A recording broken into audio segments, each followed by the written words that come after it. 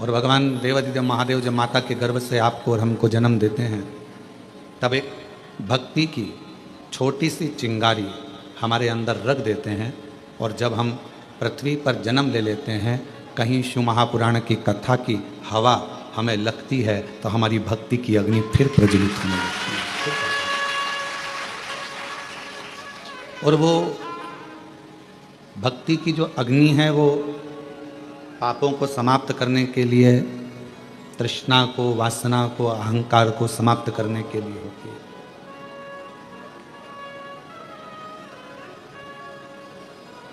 यहां बैठकर आप कंकर शंकर का पूजन करें, 108 बैठकर 108 बार श्री शिवाय नमस्तुभ्यम का जाप करें।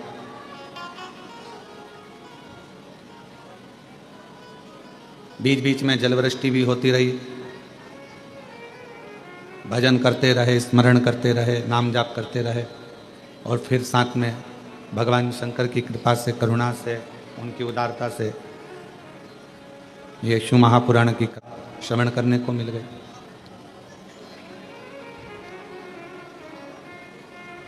हमारे पूर्व का कोई प्रारब्ध होगा, जिस प्रारब्ध के कारण हमको ये सब मिल रहा है।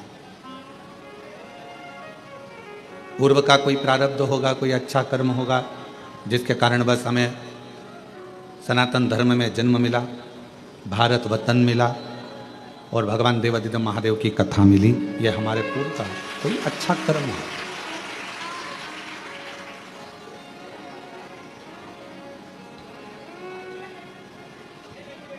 दुनिया में कोई सा भी ऐसा धर्म नहीं है दुनिया में कोई सा भी ऐसा एक मजहब नहीं है जिसमें पत्थर को भी पूज कर परमात्मा बना दिया जाता हो। भारत की भूमि पर केवल एक सनातन धर्म ऐसा है, हिंदू धर्म ऐसा है, जो एक पत्थर को भी पूज कर परमात्मा बना देते हैं और परमात्मा की आराधना कर लेते हैं।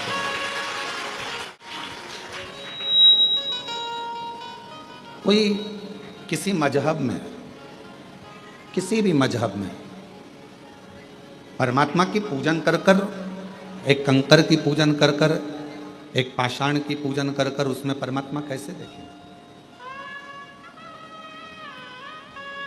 ये बल किसी में भी नहीं। लोग सनातन धर्म की हंसी उड़ाते हैं, हिंदू धर्म की हंसी उड़ाते हैं कि ये तो पत्थर की पूजन कर रहे हैं, नदियों को माता कहते हैं, पशुओं को भी देवता कहते हैं, वृक्ष को भी भगवान कहते हैं, पर्वत को भी भगवान कहते हैं। दुनिया के लोग सनातन धर्म की हंसी उड़ाते हैं। पर दुनिया के लोगों से हम कहें, हंसी ना उड़ाकर आप अपने खुद के मजहब को देखो और हमारे सनातन हिंदू धर्म को देखो। तुम्हारे मजहब में परमात्मा को कंकर से भी नहीं पूजा जाता, उसमें परमात्मा की प्राप्ति नहीं करी जाती। पर हम वो सनातनी हैं जो एक मिट्टी को भी अगर हाथ में उठा लेते हैं तो उसको भी माता कहकर सम्मान देकर उसको अपने मस्तक पर चढ़ा देते हैं। एक मिट्टी को। यहाँ दुनिया के लोग आते हैं, कंकर शंकर की भूमि पर पहुँचते हैं, गिनते हैं, पूजन करते हैं 5 कंकर की। एक कंकर अपने साथ में लेकर जाते हैं, 3 महीने में, 6 महीने में, साल भर में, जब भी वो इधर आते हैं वापस छोड़ जाते हैं, फिर ले जाते हैं। उसमें कोई आपका जो विश्वास है, आपका जो भरोसा है, आपकी जो दृढ़ता है, उस कंकर में शंकर को ढूंढने का प्रयास करते हैं।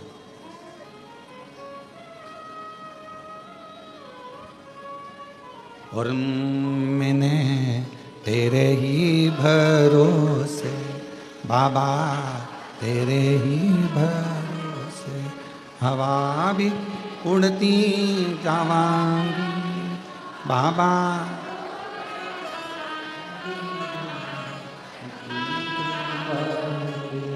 भोले मैं तेरी, शंभो मैं तेरी, हवा भी उड़ती जावांगी बाबा। डोर हत्तो छड़ी राम कटी जा, भोले मैं तेरी, शंभो मैं एक भक्ति की चिंगारी हमारे है और वह भक्ति की चिंगारी ही हमें परमात्मा से मिलाती है। सब शिव महापुराण को नहीं सुनते, सब शंकर जी के मंदिर नहीं जाते, सब कुबेरेश्वर धाम नहीं आते। कौन शिव महापुराण की कथा सुन रहा है, कौन शंकर जी के मंदिर जा रहा है, कौन कुबेरेश्वर धाम जा रहा है, कौन उज्जैनी, कौन विश्वनाथ जा रहा है, कौन गंगा को नहा रहा है, कौन आराधना कर रहा है, साधना कर रहा है। भगवान ने सबको अपने, जिसके हृदय में भक्ति देकर परमात्मा ने भेजा और थोड़ी सी भी हवा उस भक्ति की चिंगारी पर पड़ी, परमात्मा ने उसको खींचकर कुबेरेश्वर धाम की धरा तक बुलाया। भगवान ने बुलाया और वो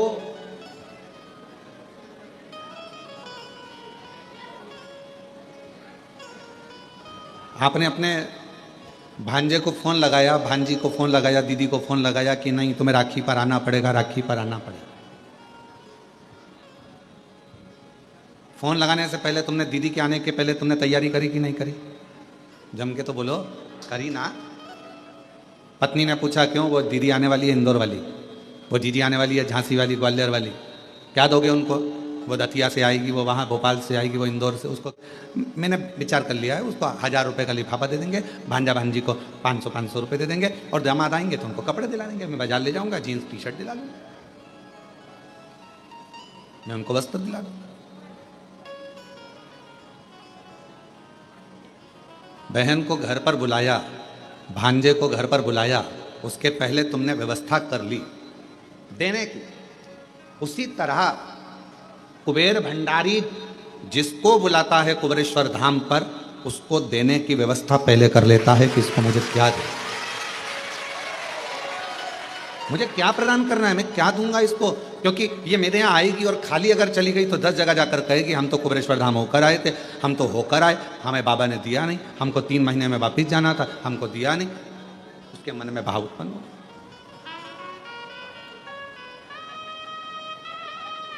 वो व्यवस्था करता है पहले।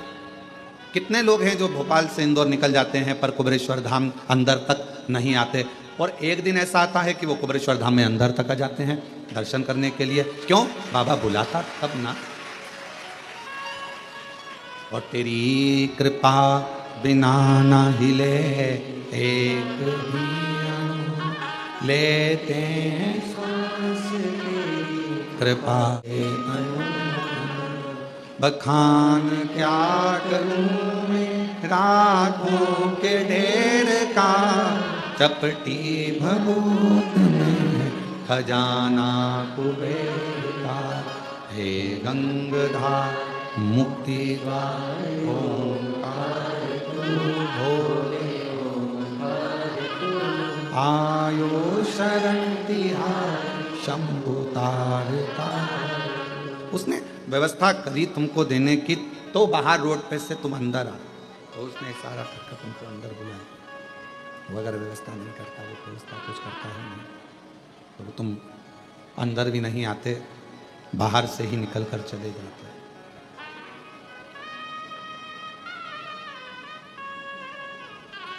जो आया पहुँचे, बाबा का दर्शन किया, जल चढ़ाया, 108 बार श्री शिवाय नमस्तुभ्यम कहा, कंकर शंकर पूजन करी, मंत्र जाप किया, नाम जाप किया, स्मरण किया। तो शिव त्रिकालदर्शी कैलाशी अविनाशी भगवान शंकर करुणा क्यों ना करें, कृपा क्यों ना करें।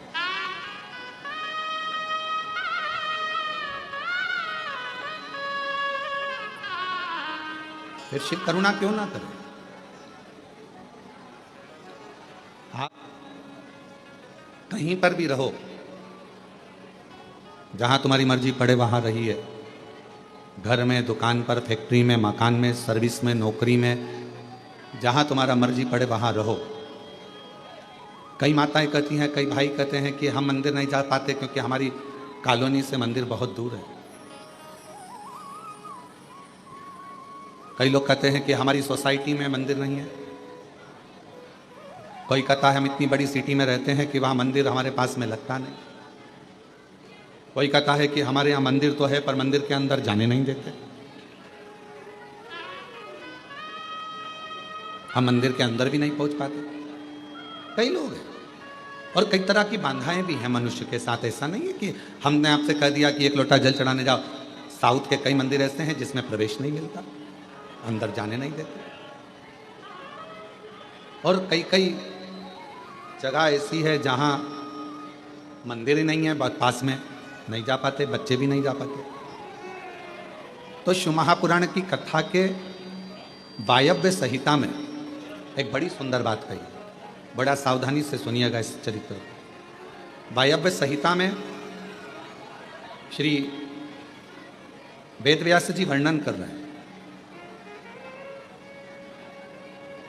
और वायव्य संहिता के अंतर्गत वेदव्यास जी कहते हैं कि अगर तुम मंदिर तक ना जा सको, ऊपर एक लोटा जल चढ़ाने के लिए अपने नज़दीक के शिवालय में, देवालय में ना जा सकें, कोई मंदिर नज़दीक नहीं है, कोई शिवालय नज़दीक नहीं है, तो वायव्य संहिता में वेदव्यास जी कहते हैं कि अपने घर में यदि बेलपत्र का वृक्ष है, बेलपत्र का छोटा सा भी अगर पौधा है, तो उसमें थोड़ा भी जल आप प्रतिदिन चढ़ा रहे हो तो समझ लेना कि 12 ज्योतिर्लिंग में आप जल चढ़ा रहे हो।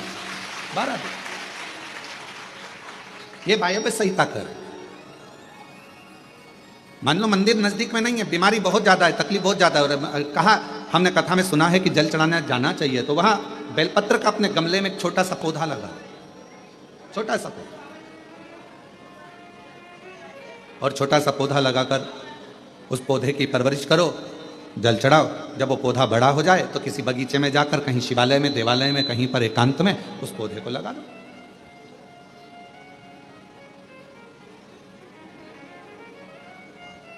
जैसे तुलसा जी को बड़ा कर कर तुलसा जी का मंगल विवाह शालिग्राम जी से होता है, देव उठनी एकादशी पर शालिग्राम बाबा के साथ मंगल विवाह किया जाता है, वैसे ही बेलपत्र के पौधे को बड़ा कर कर उसको भी शिव को समर्पित किया जाता है,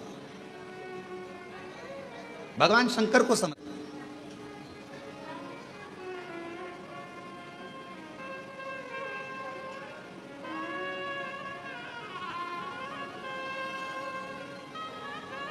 पर उस पौधे को पहले आपको बड़ा करना पड़ता है। पहले जैसे बेटी को बड़ा करते हैं और फिर उसका कन्यादान करते हैं, बेटी को बड़ा कर कर कन्यादान देते हैं, उसी तरह से बेलपत्र के पौधे को बड़ा कर कर उसकी आराधना साधना कर कर फिर उसका दान दिया जाए। कई लोग बड़े विचित्र हैं कि भाई हमको बेलपत्री का पौधा दान करना है, कुबेरेश्वर धाम आए, उज्जैनी गए, किसी गुरु जी के यहाँ गए और बाजार में से पौधा ले लिया और बेलपत्र का पौधा दान कर दिया। उसको कम से कम थोड़ा समय अपने घर में तो रखो।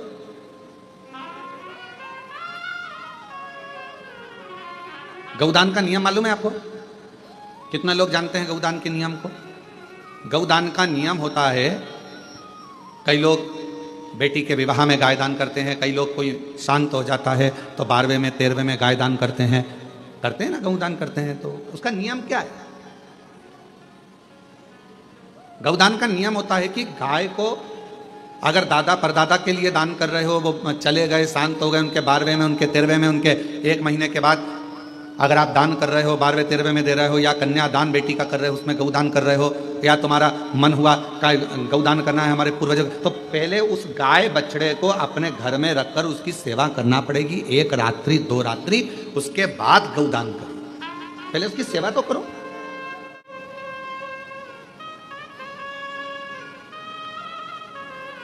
आपने तो डायरेक्ट फोन कर कर कह दिया गाय लियाना, दान करना है। पंडित जी ने संकल्प छुड़ाया, गाय दरवाजे पर आई और 1 मिनट में संकल्प छूटा। पंडित जी से कहा ले जाओ गाय, लेके जाओ जल्दी से, गाय बछड़ा लेकर जाओ। पंडित जी गाय बछड़ा लेकर चले, ढीले कम करो, गाय बछड़ा पंडित जी लेकर चले।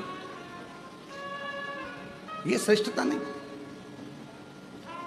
तुलसा जी का पौधा घर में रखकर उसको पोषित कर कर बड़ा कर कर फिर शालिग्राम भगवान से विवाह कर कर फिर दिया।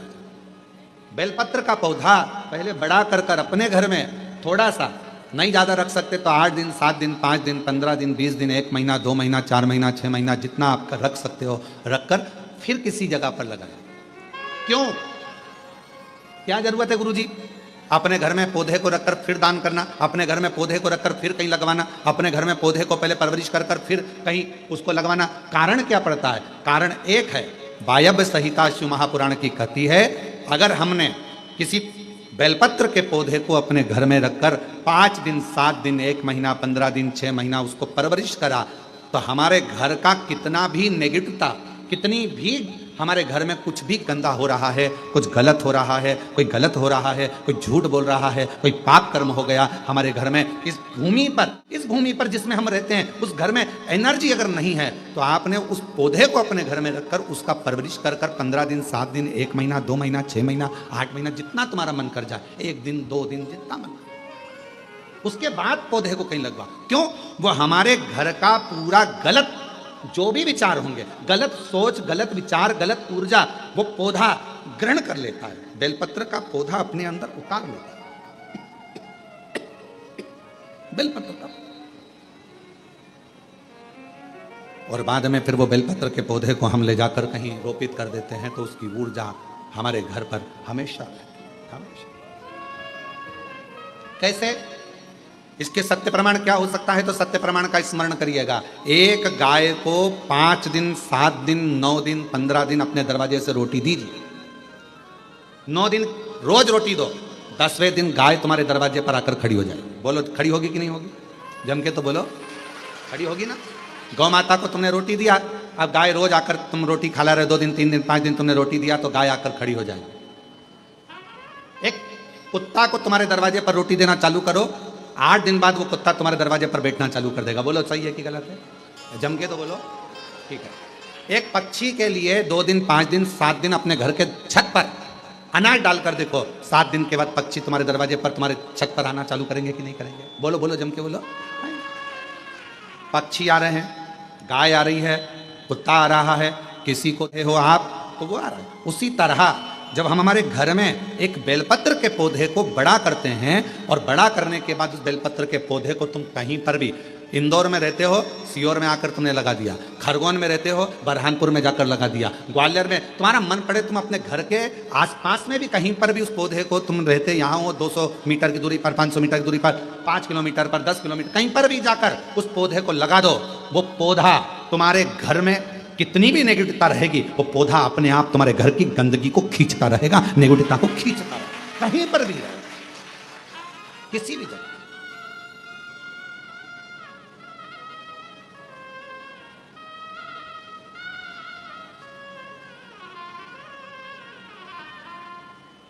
उस ऊर्जा को वो पौधा अपने पास की ऊर्जा को देता रहता है, देता है। और सरल भाषा में समझो, वायव्य संहिता को, व्यास जी महाराज द्वारा रचित शिव महापुराण की वायव्य संहिता और सरल भाषा में समझो। बेटी को शादी कर दिया, बेटी चली गई अमेरिका, ठीक है। अमेरिका में जाने के बाद, अमेरिका में पहुंचने के बाद बेटी को तुम्हारी याद आ रही कि नहीं आ रही है? जम के बोलो जरा, आ रही है। तुम्हें बेटी की याद आ रही कि नहीं आ रही है? आ रही।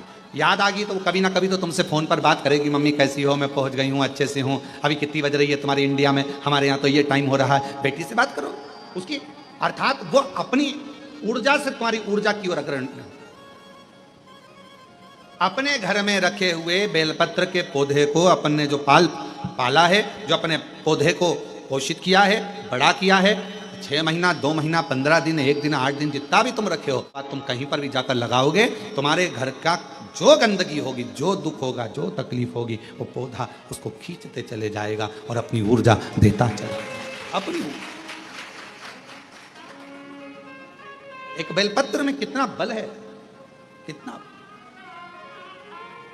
एक बेलपत्र की ऊर्जा में कितना बल है। एक पत्र है, अच्छा है, देखिए,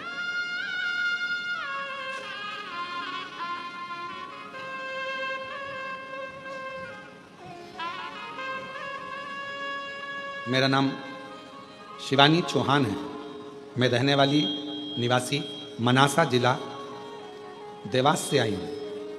मनासा जिला देवास से आई हूँ। कहीं बैठी हो तो पीछे से आकर बेलपत्र प्राप्त कर सकती हूँ। गुरुजी, मेरे बच्चेदानी में गठान हो गई थी। मैंने सोनकच्छ, देवास, उज्जैन सब डॉक्टरों को दिखाया, सबने ऑपरेशन का बोला था। फिर मैंने शिवजी पर चढ़ा हुआ जल और बेलपत्र को खाना, डीले कम करो डीले, बेलपत्र खाना शुरू किया।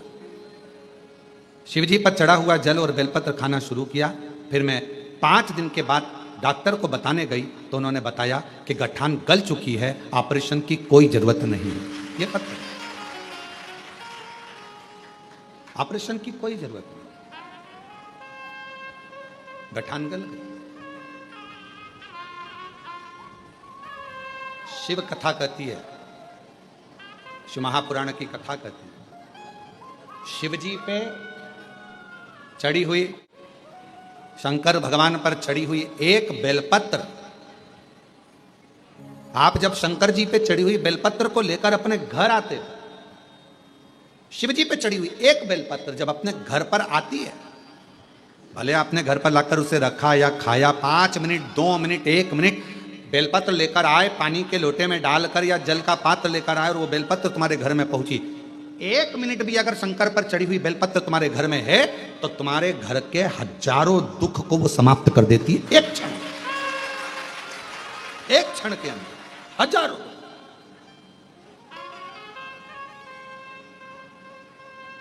एक पत्र और है, देखिए, अच्छा है, बहुत अच्छा।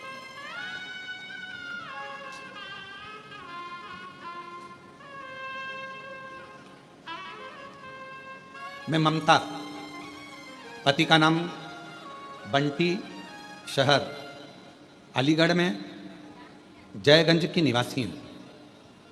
मेरा नाम ममता, पति का नाम बंटी, शहर अलीगढ़ में जयगंज की निवासी हूँ। कहीं बैठी हो तो पीछे से आकर एक बेलपत्र ले सकते हैं। 1 लोटे जल का मैं क्या बखान करूँ। मेरे 5-5 महीने में बच्चे खराब हो जाते थे, गिर जाते थे। डॉक्टर ने कह दिया था कि मेरी बच्चादानी में कोई समस्या है, जिसकी वजह से मेरे बच्चे 3 से 5 महीने के अंदर मर जाते हैं, जिससे मैं और मेरे पति पूर्ण रूप से टूट गए। हमारी सब उम्मीदें खत्म हो गई। क्यों? क्योंकि डॉक्टर ने कह दिया था कि संतान सुख नहीं हो सकता। तभी मेरी एक सहेली, एक पड़ोसी ने पशुपतिनाथ व्रत और आपकी कथा के बताया, तो मैंने पशुपतिनाथ का व्रत करना शुरू किया। कथा सुनना लगी आपकी और मेरे पति 1 लोटा जल लेकर मंदिर जाने लगे। एक दिन कथा में आपने आंकड़े की जड़ का प्रयोग बताया।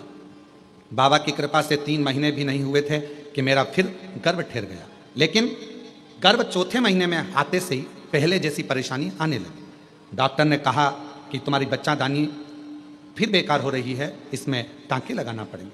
तब हमने कहा, घबरा गए, डर गए, कहा ठीक है सर। हम 2 दिन के बाद में फिर हम शिव जी के मंदिर जाते, बेलपत्र लाकर खाना प्रारंभ करा, श्रीफल वाला नारियल वाला प्रयोग करा और फिर वापिस हम डॉक्टर के पास जब अल्ट्रासाउंड कराने के लिए गए तो डॉक्टर ने कह दिया कि अब तुम्हें टांके की जरूरत नहीं है और बाबा ने चाहा तो तुम्हें बच्चा अच्छा हो जाएगा। मैं फिर वापिस धीरे धीरे तकलीफ बढ़ने लगी। डॉक्टर के हिसाब से लगा कि बच्चा पूरा नहीं होगा, घबरा गए। तब फिर बाबा की बेलपत्र लाते, अपने पास में रख लेते। ना जाने उस बेलपत्र में ऐसा क्या कि बेलपत्र को लाते से ही दुख कटना प्रारंभ हो गया और बाबा की कृपा से डॉक्टर भी सोच में पड़ गए। 5 जनवरी 2024 को मुझे पुत्र रत्न की प्राप्ति हुई, जो पूर्ण रूप से स्वस्थ है। ये एक बेलपत्र के अंदर, एक बेलपत्र के बल कितना आ जाए।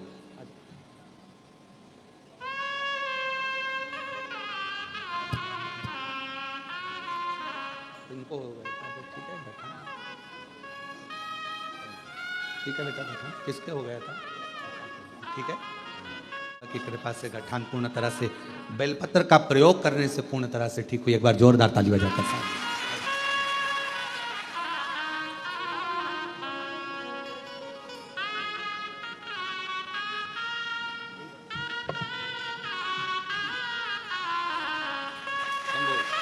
एक बार जोरदार ताली बजाकर।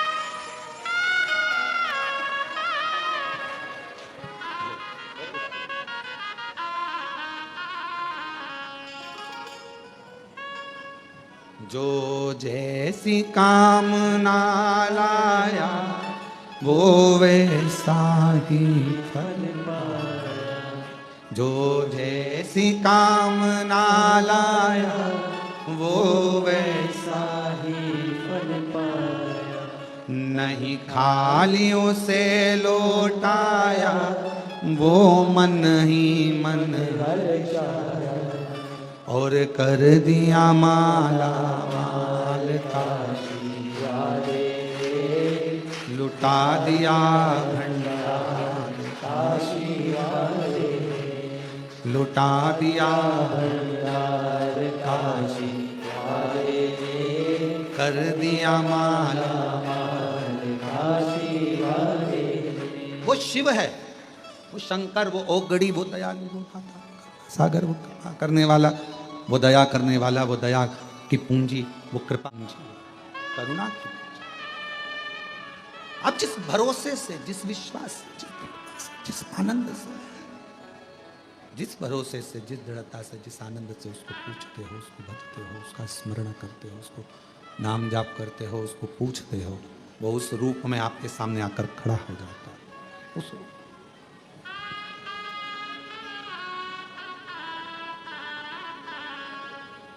आपको लग रहा होगा कि आप शिव महापुराण की कथा सुनने के लिए बैठे हो, पर उसको चिंता हो रही होगी कि आया है तो इसको कुछ ना कुछ देकर भेजना पड़ेगा।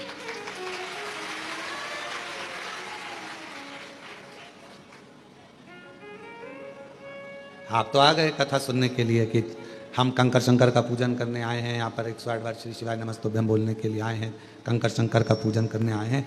कथा मिल गई सुनने के लिए, हमको कथा मिल गई सुनने के लिए। इतने खुश हो रहे हो आप लोग, तो आपको कथा मिल गई सुनने के लिए। पर उससे तो पूछो उसको कितनी तकलीफ हो रही होगी, आ गई अब देना तो पड़ेगा, हो जाना तो पड़ेगा। विचार करो, उसको टेंशन है, थोड़ा आया है, देना है इसको कुछ ना कुछ। वायव्य संहिता कहती है कि बेलपत्र का पौधा, बेलपत्र जीवन में एक ऊर्जा प्रदान करता है।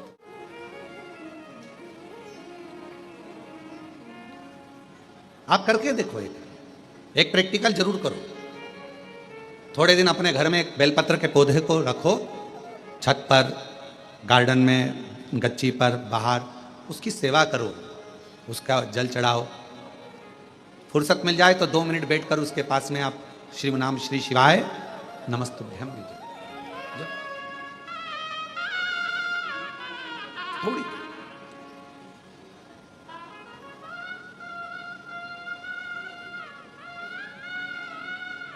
हमारे यहाँ बाबा का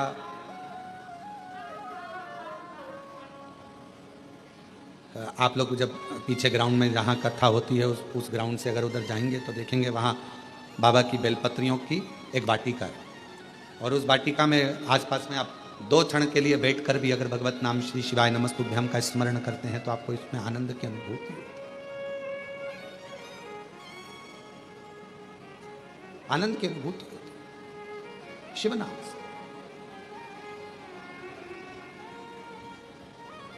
हमारे बाबा का जो पुराना वट वृक्ष है, अभी तो वहाँ के काम चल रहा है, इसलिए आप लोगों को वहाँ अंदर जाने की अनुमति नहीं होती है, तो वहाँ जाने नहीं देते हैं।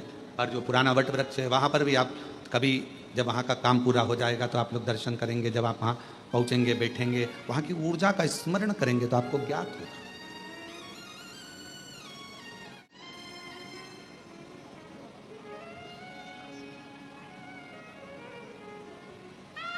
कितनी ऊर्जा, कितना बल एक बेलपत्र के पत्र में होता, कितना बल।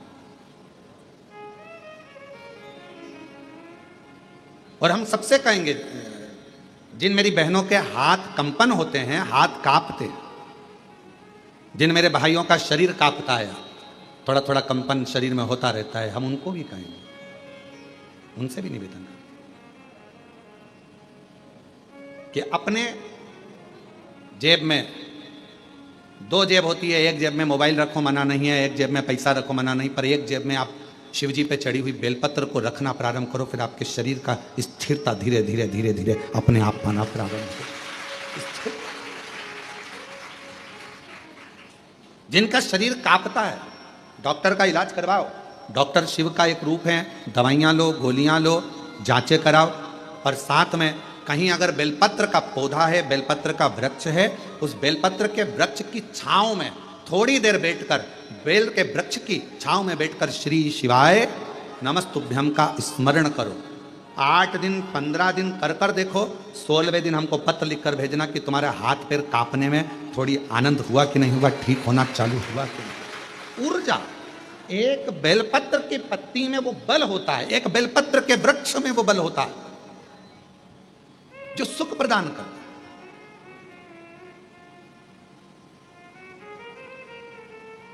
जैसे जामुन वृक्ष की लकड़ी को तुम्हारे घर की पानी की टंकी कितनी भी गंदी हो रही हो, तुम्हारे घर के पानी की टंकी में कितना भी कचरा हो, कितना भी बदबू मार रहा हो, कितनी भी गंदगी हो, एक जामुन की लकड़ी जैसे घर के पानी की टंकी में डाल दी जाती है तो पूरा पानी एकदम क्लीन हो जाता है, साफ हो जाता है। उसी तरह बेलपत्र का एक छोटा सा पत्ता भी हमारे जीवन को ना जाने कितनी सफाइयां कर देता, कितना पाप कर्म, कितना दुख, कितना कष्ट, कितनी तकलीफ है। एक बेलपत्र का पौधा, एक बेलपत्र का पत्ता हमारे जीवन को आनंद दे देता। वायव्य संहिता शिव महापुराण की कथा कर एक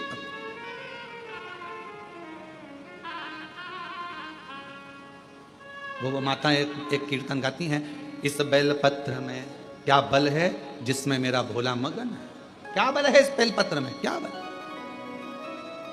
कल हरतालिका तीज रहेगी, 26 तारीख की हरतालिका तीज है। कल पूरा भारत, पूरा विश्व, जगह जगह पर माताएं फुलेरा बांधेंगी। उस फुलेरे का दर्शन करने के लिए भले तुम्हारा व्रत हो चाहे ना हो, पर 5 फुलेरे का दर्शन अवश्य कर कर आओ, अपने जीवन को धन्य बन धन्य करो दर्शन। यहां पर भी फुलेरा बनता है, यहाँ व्यासपीठ जहाँ है, यहाँ पर हर साल कई वर्ष हो गए बनते हुए बाबा के। हमारे घर पर भी बनता है बाबा के धाम, जहाँ जहाँ मंदिर है हो सकता है। हम तो यहाँ तक कहेंगे आप लोगों से कि शिशु मंदिर में अगर कोई फुलेरा ना बांधे और आपको अगर भगवान सामर्थ्यता दिया है तो कुछ पेड़ों की पत्तियाँ तोड़कर उसको धागे में बांधकर फूल वगैरह लगाकर आप अपनी तरफ से 2 लकड़ियों को या 4 लकड़ियों का कैसा भी बनाकर, या डलिया हो तो डलिया, उसको बांधकर शिव जी के मंदिर में आप ही अपनी तरफ से फुलेरा लटकाया ना, तो वो भी आनंद क्या दिखा। चंदन की लकड़ी को कीचड़ में पटक दो तो भी सुगंध देती है। चंदन की लकड़ी को अलमारी में बंद कर दो तो भी सुगंध देती है। चंदन की लकड़ी को एक कपड़े में बांध कर रख दो तो भी सुगंध देती है। चंदन की लकड़ी को छत पर रख दो तो भी सुगंध देती है। चंदन की लकड़ी को जमीन में गाड़ दो तो भी सुगंध देती है। चंदन की लकड़ी चाहे कीचड़ में पटको चाहे कचरे में पटको, पर चंदन की लकड़ी अपनी सुगंध दिए बिना नहीं रहती। उसी तरह बेलपत्र अपना असर दिखाए बिना रह नहीं सकता। बेलपत्र और बेलपत्र का पौधा अपना असर दिखाए बिना रहता नहीं है, वो उसकी ऊर्जा वो दिखाता,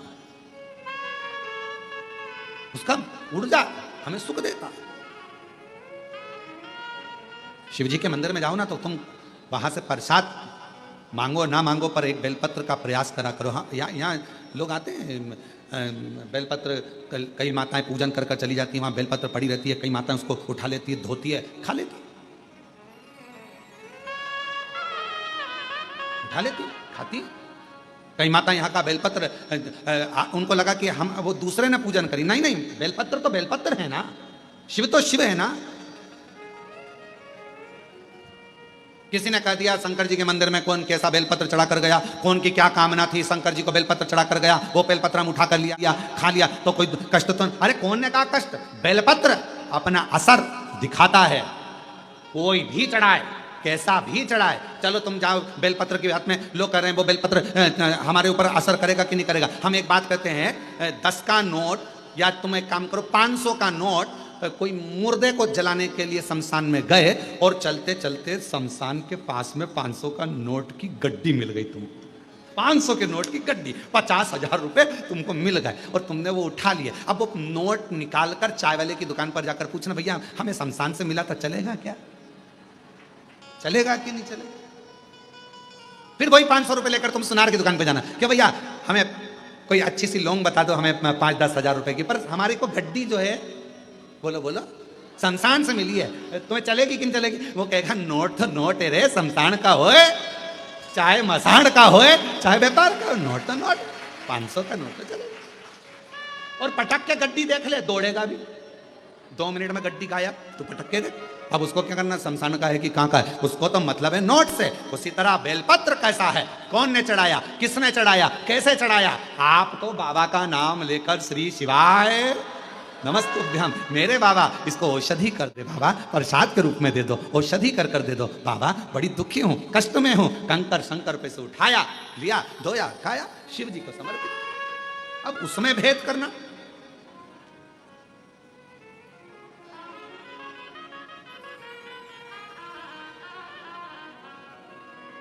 नोट तो नोट है, चाहे वो शमशान में हो, चाहे वो मकान में हो, चाहे वो बंगले में हो, चाहे वो झोपड़े में हो, नोट अपना काम अपनी जगह का।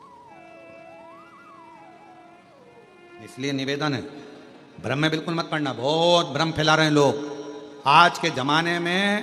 पहले लोग शिव जी को जानते नहीं, मानते नहीं, और अब जब से शिव महापुराण की कथा दुनिया के लोग श्रवण करना चालू करे तो शिव पुराण के ऊपर, शंकर जी पर ज्ञान देने वाले 4 गुने हो गए। ऐसा मत करना, शिव जी रूठ जाएंगे। ये मत करना, शंकर जी के मंदिर में जाओ तो ऐसा करो, शिव जी के मंदिर में गए हो तो जल मत। ज्ञान देने वाले शंकर जी के प्रति दुनिया ढेर सारी हो जाएगी। जब सोशल मीडिया खोलोगे, इंस्टाग्राम खोलोगे, व्हाट्सएप खोलोगे, फेसबुक खोलोगे, तुम्हें ढेर सारे मिल जाएंगे, शिव जी का ऐसा, शिव जी का वैसा। कहीं मत पढ़ो, तुम तो तुम्हारे पास में गीता प्रेस गोरखपुर की शिवपुराण लेकर आओ, घर में पढ़ो और अध्ययन करो। और जब कुबेरेश्वर बाबा की कृपा हो जाए और कभी तुम्हारे को टीवी पर कथा श्रवण करने को बाबा कुबेर भंडारी की सुनने को मिल जाए तो उस पर स्मरण करो कि बाबा ने हमको क्या, उसको सुनो, भटकना नहीं है। जब कोई 10 तरह बताने लगे कि अपन ने सुन रखा है कि बेलपत्र खाने से रोग मिटेगा, अपन ने सुन रखा है कि शंकर जी पे चढ़ा हुआ जल हमारा कल्याण करेगा, फिर कोई ज्ञान दे तो टीवी बंद कर दो। फिर कोई कहे कि ऐसा मत करो, वैसा मत करो, तो मोबाइल में रील चैन, फिर अपने को नहीं देख, क्योंकि अपना विश्वास टूटता, अपना भरोसा टूटता। एक तरफ तो हम भरोसा कर रहे हैं कि हमारा शंकर हमारे दुख हरेगा, और दूसरी तरफ हमने किसी के मुंह से ऐसा सुन लिया, फिर हमारा भरोसा टूट गया, ऐसा करूंगी तो ऐसा हो गया, मतलब मन फिर 2 हो गए, फिर डोल गए। अभी तक एक मन था, मतलब जिससे प्रेम करा उसके प्रति तुम्हारा इतना समर्पण हो गया कि नहीं, शादी करूंगी तो तेर से ही करूंगी, भले तू भेंगा हो पर तेर से ही करूंगी, चाहे खुद भी तेर से करूंगी, चाहे कहीं नहीं जाऊंगा, तेर से ही करूंगी। अब थोड़े समय के बाद मालूम पड़े, फिर मन डोल गया कि नहीं, इससे ज्यादा धन तो कहीं दूसरी जगह पर है। फिर अब निकल मन, स्थिर मन रखिए। हमने कुबेरेश्वर बाबा के मुख से हमने शिव महापुराण की कथा को श्रवण करा है, और हमने उनके मुख से सुना है कि जल पीने से दुख कटेगा। कटेगा ये इतने पत्र, एक पत्र और अच्छा देखो,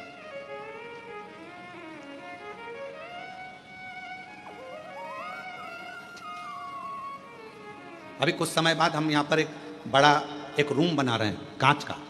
जितने पत्र बाहर भी पढ़ते हैं कथाओं में, और जितने पत्र यहाँ आते हैं, जिन जिनको बाबा ने कृपा करी, उन सब के पत्र, आप कहाँ हो उससे मतलब नहीं, आपका पत्र मेरे बाबा के दरवाजे पर हमेशा आपके रूप में रहेगा। ये पत्र इकट्ठे करें। जो दुनिया के लोग कहते हैं कि कुबेरेश्वर धाम, तो उनको आकर उन पत्र को दर्शन करना चाहिए। तुम्हारा मन पड़े, निकालो और पढ़ो कि पत्र में क्या लिखा है, कितनी कृपा। एक पत्र देखिए, मेरा नाम कृष्णा गोस्वामी है, मैं झांसी उत्तर प्रदेश से हूँ, मेरी उम्र 85 साल, और मैं 2022 से रोज शिव महापुराण की कथा आपकी सुन रही हूं। गुरुजी, मेरी शिव महापुराण छूटती नहीं, मैं ऐसा बाबा के मन में भाव रखकर कथा सुनती। बीच बीच में कथा नहीं आती तो मैं टेंशन में पड़ जाती हूँ। मेरी जी बिल्कुल टेंशन मत लो। प्रयास करते हैं कि कथा में गैप ना हो, चाहे कैसे भी कथा आपको सुनने को मिले, भले ऑनलाइन मिले पर मिल जाए और आप लोग श्रवण कर लें, इसलिए ऐसा प्रयास किया। गुरुजी, शिव महापुराण सुनते बाबा की ऐसी कृपा हुई कि असंभव भी शिव महापुराण कथा के सुनने से संभव हुआ। गुरुदेव, सीहोर में हमारे मामा जी के घर हैं, पता चला कि ऑनलाइन शिव महापुराण की कथा आपकी चल रही है। गुरुदेव, 10 साल से मुझे एक बीमारी थी यूरिन की, वो प्रॉब्लम इतनी ज़्यादा थी कि उसका ऑपरेशन डॉक्टर मेरी उम्र के हिसाब से नहीं कर सकते। पर 10 जून को हम बाबा के इस पवित्र प्रांगण को आए और बाबा से विनय कर कर गए कि 10 साल से मुझे यूरिन की तकलीफ है और मैं कहीं जा नहीं सकती, आ नहीं सकती, इतनी ज़्यादा तकलीफ है। 10 साल। पर किसी ने कहा है कि कुबरेश्वर धाम की भूमि पर अगर कंकर शंकर का पूजन करा जाए और एक रुद्राक्ष लेकर जाया जाए, उसका जल पिया जाए, बाबा कृपा कर। गुरुजी, मैं एक दिन भी सही से नहीं रहती थी उस यूरिन की प्रॉब्लम के कारण। 10 साल से तकलीफ में थी। 10 जून से यहाँ से जब से मैं बाबा की पूजन कर कर गई हूँ, आज तक बाबा की कृपा से मुझे कोई तकलीफ नहीं हुई यूरिन की। मैं बाबा की कृपा से ठीक, कहीं बैठी हूँ तो बेलपत्र लेने के लिए आ सकती हूँ। मेरा नाम कृष्णा गोस्वामी है, मैं झांसी उत्तर प्रदेश से हूँ। मेरी उम्र 85 साल है। शिव की और तेरी कृपा का किस पर हो, जरा से हम पर कर दो, जरा से हम पर कर दो। तेरी कृपा का क्या है भरोसा, कब किस पर हो जरा से हम पर कर दो, जरा से हम पर कर दो। जिस पर भी हो गई तेरी कृपा करुणा वो भव पार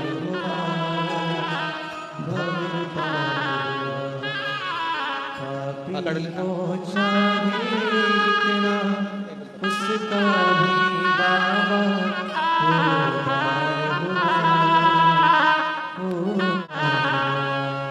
आ जाओ, धीरे से आ जाओ। गणका जैसे तेरे मन को भाए, जरा सी हम पर कर दो, जरा सी हम पर कर दो। तेरी कृपा का क्या है भरोसा, कब किस पर हो जाए, जरा सी हम पर कर दो, जरा सी हम पर कर दो। जिस पर भी हो गई तेरी कृपा करुणा वो भव पार हुआ, भव पार हुआ। पापी हो चाहे जितना उसका भी बाबा वो धार हुआ, वो धार हुआ।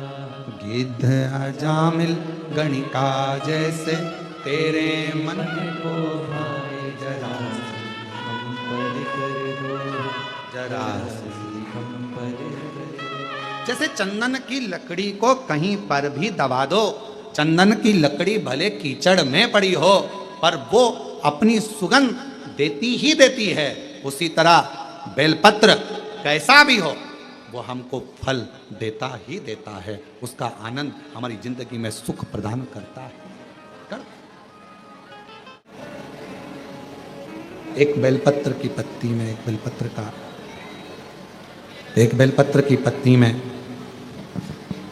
एक बेलपत्र के वृक्ष में जो बल होता है, जो ऊर्जा होती है, वो ऊर्जा कोई साधारण नहीं होती।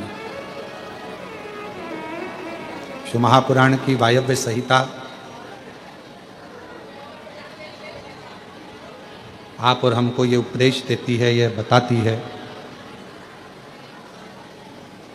कि जब मानव या मनुष्य किसी भी विघ्न में, किसी भी तकलीफ में, किसी भी कष्ट में घिरता है, तब उस समय पर उसको बेलपत्र के वृक्ष की छांव एक बल देती है, एक ऊर्जा देती है, एक बल देगी, एक ऊर्जा देगी।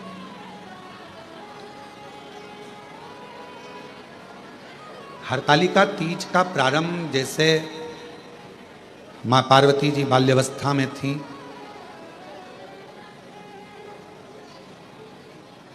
पिताजी उनका ध्यान रखते और कहते कि कहाँ भटक रही हो तुम, क्यों इधर उधर जाना, कहाँ पहुँचना, क्यों जाना। तब पार्वती जी ने एक गुफा के अंदर, पार्वती जी ने, माँ जगत जननी जगदम्बा माता पार्वती जी ने एक गुफा के अंदर, एक कंदरा में बालू का शिवलिंग बनाकर,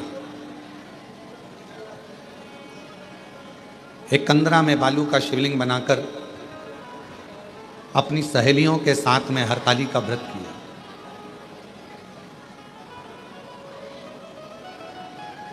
भले दुनिया की दृष्टि में यह हो सकता है कि कई माताएं कहती हैं कि हमारा तीज का व्रत तो श्रावण महीने या किसी का व्रत छोटी तीज के रूप में, कोई का व्रत बड़ी तीज के रूप में हो गया, कोई का व्रत कहीं, कोई का व्रत कहीं हो गया।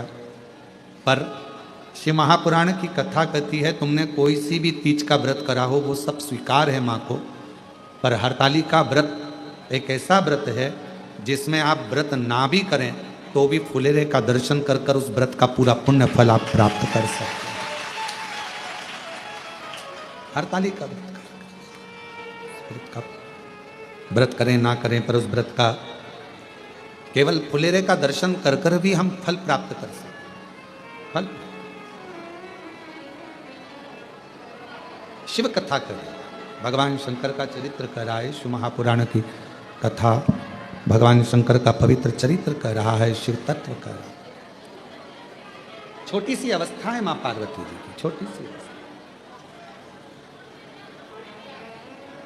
और मां जगतजननी पार्वती जी की जब छोटी सी अवस्था है और उस अवस्था में अपनी सहेलियों के साथ में कंदराओं में पहुंच जाना, वन में पहुंच जाना और कंदराओं में जाकर भगवान शंकर की आराधना करना, अर्थात शिव महापुराण की कथा हमको सीख देती है कि अपने घर के बच्चों को,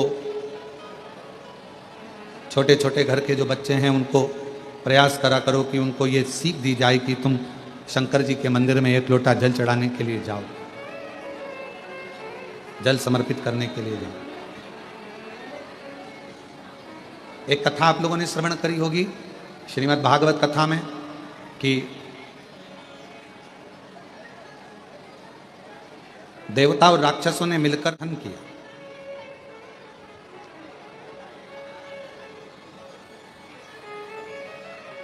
और देवता राक्षस मिलकर मंथन कर कर अमृत की प्राप्ति कर रहे हैं। पर उस अमृत से पहले जब वो अमृत प्राप्त होता है उसके पहले गौ माता भी निकलती है उस मंथन में, विष भी निकलता है उस मंथन में। गौ माता भी सभी को, ऋषियों को, गुरुजनों को दी गई। विष निकला, उस विष को भगवान देवादिदेव महादेव को दिया गया, भगवान शंकर को दिया गया। बाहर की आवाज़ बढ़ा दो जिससे चोंगों की आवाज़ दूर दूर तक सुनाई।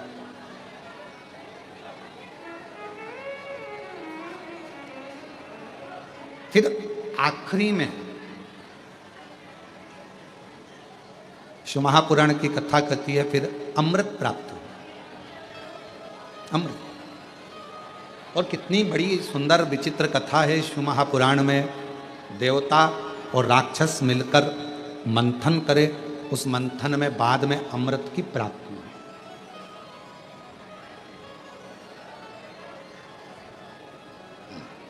मंथन में अमृत निकला। घर में भी दो तरह के लोग रहते हैं, समाज में, परिवार में, मोहल्ले में, कुटुंब में, गांव में, नगर में, शहर में दो के लोग रहते हैं। एक देव बुद्धि के लोग रहते हैं, एक राक्षस बुद्धि के लोग।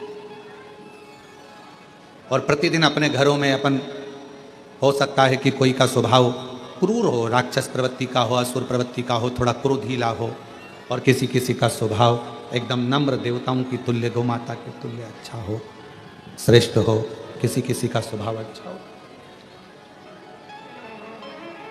अब इसमें शिव महापुराण की कथा कहती है, भगवान शंकर का चरित्र कथा है, शिव तत्व कथा है, शंकर जी की कथा कहती है।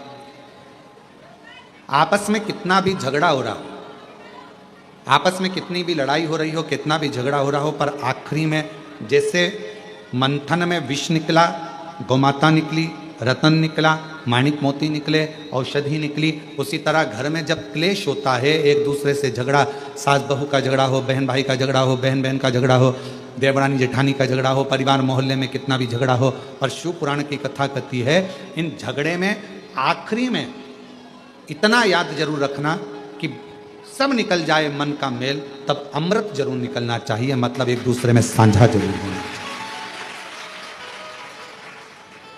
तब एक दूसरे से साझा बनाओ। जेठानी से कितना भी झगड़ा हो जाए ना, देवरानी से कितना भी झगड़ा हो जाए, सास बहू का कितना भी झगड़ा हो जाए, भाई भाई का कितना भी झगड़ा हो जाए, रिश्तेदार का कितना भी झगड़ा हो जाए, मोहल्ले में कितना भी आपस में झगड़ा हो जाए, पर शिव महापुराण की कथा कहती है झगड़ा कितना भी हुआ हो पर बात करना कभी बंद मत करो, भले थोड़ी करो पर बात जरूर करो। क्यों? कितना बड़ा भी झगड़ा हो उसका अंत बातों से होता है।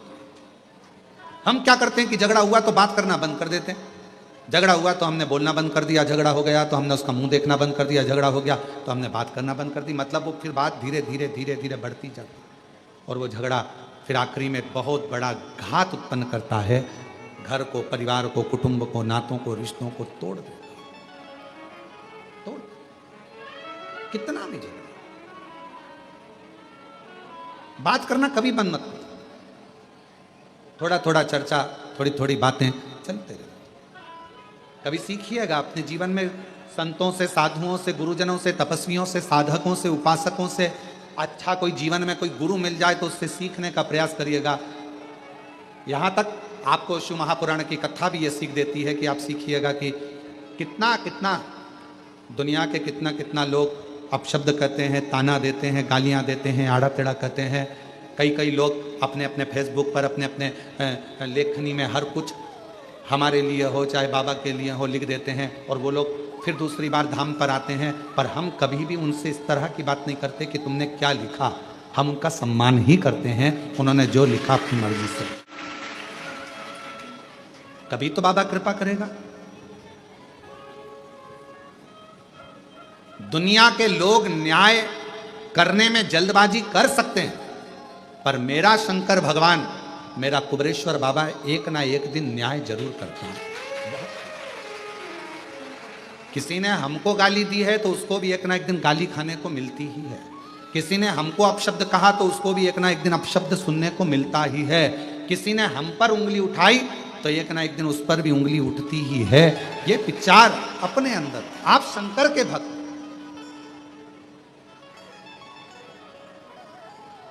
आप विद्वान हैं, आप किसी पर उंगली उठा रहे हो तो एक दिन कोई बड़ा विद्वान आपको भी मिलेगा, आप पर भी उंगली उठाए, फिर उसको भी कोई मिलेगा तो वो भी उंगली उठाए।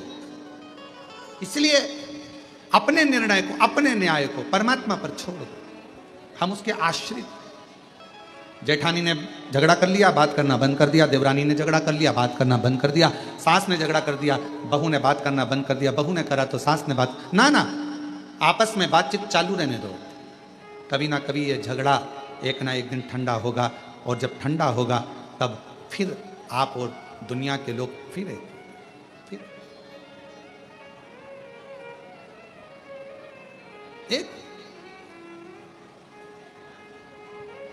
मंथन हुआ, समुद्र मंथन में विष निकला, गौ माता निकली, औषधि निकली, रतन निकला, माणिक मोती निकले, उसके बाद में अमृत बाद में निकला,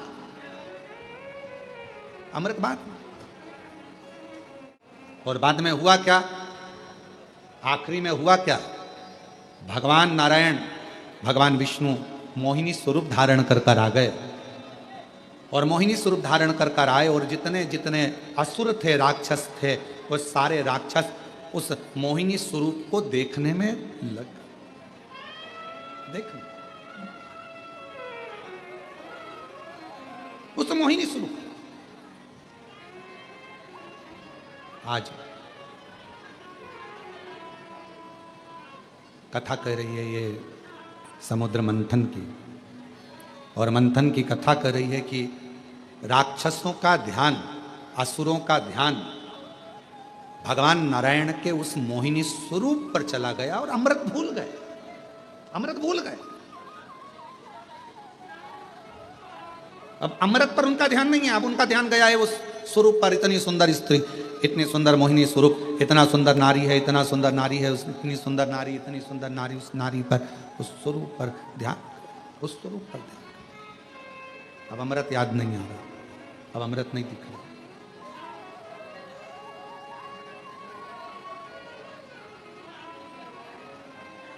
जिसकी बुद्धि, जिसका विवेक, जिसकी दृष्टि गलत हो जाती है, वह अच्छाइयों को छोड़कर बुराइयां छांटने लगती है।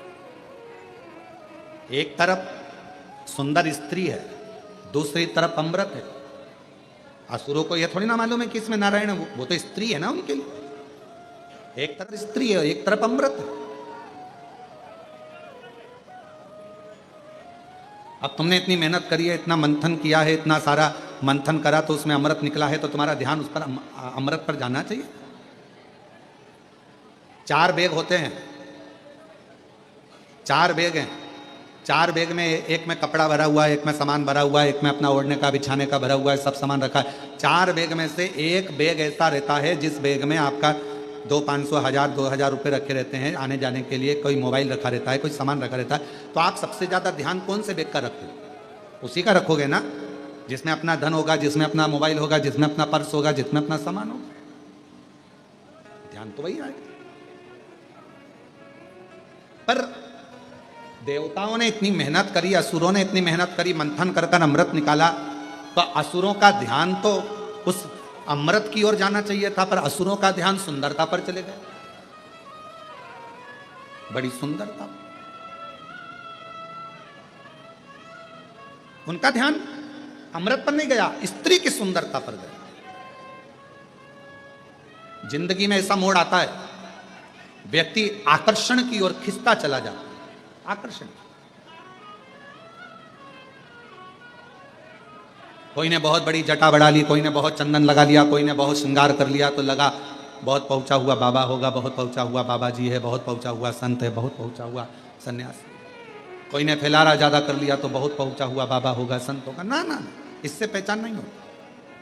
संत की, सदगुरु की, साधु की, सन्यासी की, तपस्वी की, साधक की, उपासक की, एक सच्चे भक्त की केवल एक है, वो अकेला रहे चाहे भीड़ में रहे, उसके चेहरे पर प्रसन्नता बनी ही रहे। एक संत की, एक साधु की, एक सन्यासी की, एक तपस्वी की, एक साधक, एक उपासक, एक विरक्त की, एक सन्यासी, एक संत की, एक भक्त की सबसे बड़ी पहचान है, अकेला होगा तो भी प्रसन्न होगा, भीड़ में होगा तो भी प्रसन्न होगा, परिवार के साथ होगा तो भी प्रसन्न होगा, और परमात्मा के साथ होगा तो भी प्रसन्न होगा। उसकी प्रसन्नता खत्म, ये उसका आनंद।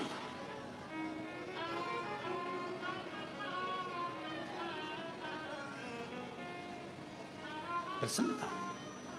कई लोग ऐसे रहते हैं जो जिंदगी भर उनका चेहरा उतरा ही रहता है, मुंह उतरा ही रहता है, और हम उनसे कहते हैं भगवान ने इतनी सुंदर स्माइल आपको दी है, अच्छे अच्छे दांत हैं आपके, थोड़ा हंसा करो, बुढ़ापे में गिर जाएंगे फिर कैसे हंसोगे?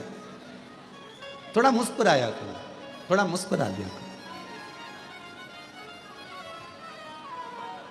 आज भगवान ने तुमको अच्छे अच्छे दांत दिए हैं, अच्छा अच्छा चेहरा दिया है, थोड़ी प्रसन्नता, थोड़ी मुस्कुराहट। कई लोग ऐसे होते हैं धाम पर भी आते हैं, कुबेरेश्वर धाम पर, तो भी उनका चेहरा उतर रहता है। हम कहते हैं अपने बाप के घर आइयो तो थोड़ा खिलखिला लिया करो, अपने दामादों से निवेदन है तुम भी मुस्कुरा लिया करो। अपने पिता के घर आए हो, थोड़ा प्रसन्न चित्त में रहने का प्रयास करो। तुम्हारी प्रसन्नता से 10 लोगों को प्रसन्नता होती है। कई लोग ऐसे हो जाते हैं बेचारे, जब धाम पर आते हैं ऐसा लगता है जैसे खूब मार ठोक के आए हैं। शंकर जी भी सोचेंगे क्यों आ गई, इससे तो घर पे अच्छी थी, वहीं अच्छी थी। ऐसा चेहरा लेकर बाप के सामने बेटी, बाप के सामने बेटा जब मुस्कुरा कर आता है तो बाप भी मुस्कुराता है, हंसता है, प्रसन्न है। कितना भी दुख है, कल कथा में था, कल कथा सुनी थी, तारकासुर शिव जी को देखकर हंसता है। शिव जी को चिंता पड़ जाती है कि मुस्कुरा रहा है दुख होने पर भी। कितना भी दुख है, मुस्कुराओ, प्रसन्न हो, आनंदित हो, क्यों ना दुख कटेगा।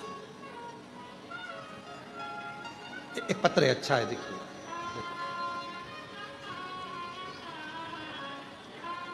श्रीमती रीना देवी, पति का नाम लवकुश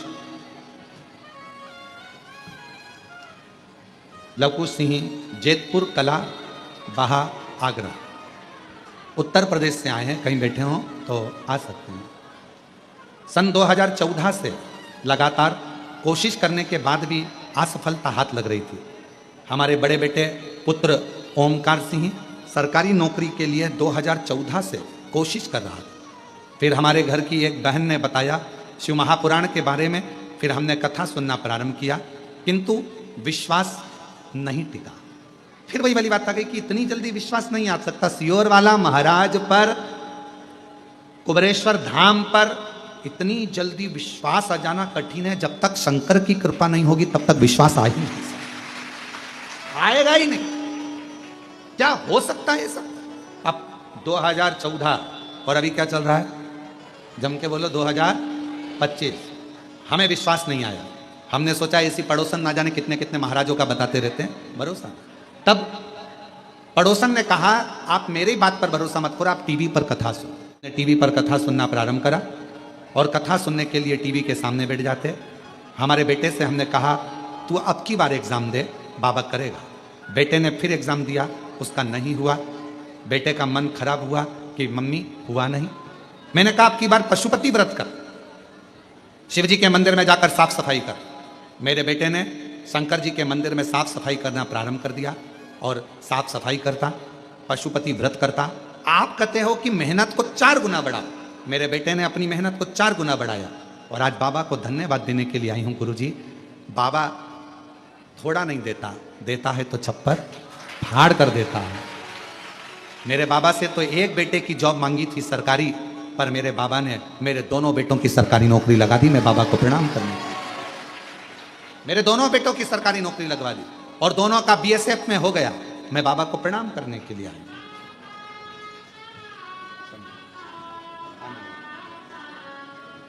बधाई हो आपको, एक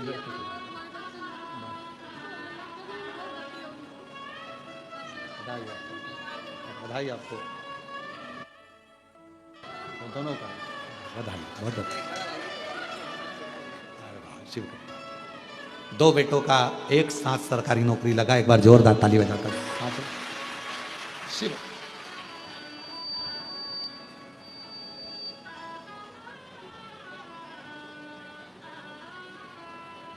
एक पत्र और बड़ा सुन।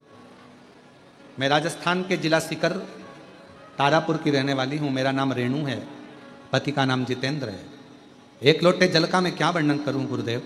मैं पहले शिव को मानती नहीं थी, मैं कभी भी आपकी कथा नहीं सुनती थी। फिर मेरी मासी ने, दिल्ली में रहती हैं, मासी ने बताया कि सियोर वाला महाराज जी कथा सुनाता है, वो कथा तुम जरूर सुना करो, कथा में ही आदि दुख समाप्त हो जाते हैं। मैंने सोचा कथा सुनने से दुख समाप्त हो सकता है क्या? इतने सालों से टीवी चालू करती हूँ, बहुत महाराज आते हैं, पर ऐसा तो कभी नहीं हुआ। फिर आपकी कथा सुनना प्रारंभ करी। आपने कई उपाय बताए, वो मैंने करे। मैं बहुत तकलीफ में थी, बाबा ने मेरा धीरे धीरे हाथ पकड़ा। गुरुजी, विश्वास तो कैसे करती, पर आपकी वाणी से कथा सुनने पर मैंने भरोसा करना प्रारंभ कर। और मेरा बेटा जो कि बोलने में हकलाता था, सारे डॉक्टरों का इलाज करवा लिया था, पर उसका हकलाना बंद नहीं हुआ था। गुरुदेव, मुझे भी कमर में दर्द था तो डॉक्टर ने ऑपरेशन बताया था। तब मैंने बाबा की कृपा से उन कथा सुनते, उपाय करते, बेलपत्र और जल का उपाय करना प्रारंभ करा। आज मेरे बेटे ने धीरे धीरे हकलाना बंद करा और बाबा की कृपा से मेरा ऑपरेशन भी नहीं हुआ और मैं पूर्ण तरह से स्वस्थ हूं। शिव को नमन करने के लिए आई।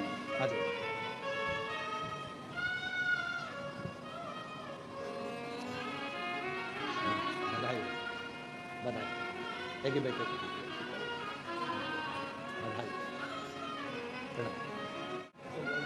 शिव तत्व। डॉक्टर ने कमर का ऑपरेशन का बोला था, पर बाबा की कृपा से, शिव की कृपा से ठीक हूं और बच्चे ने भी धीरे धीरे हकलाना बंद कर दिया। शिव तत्व, आपका विश्वास,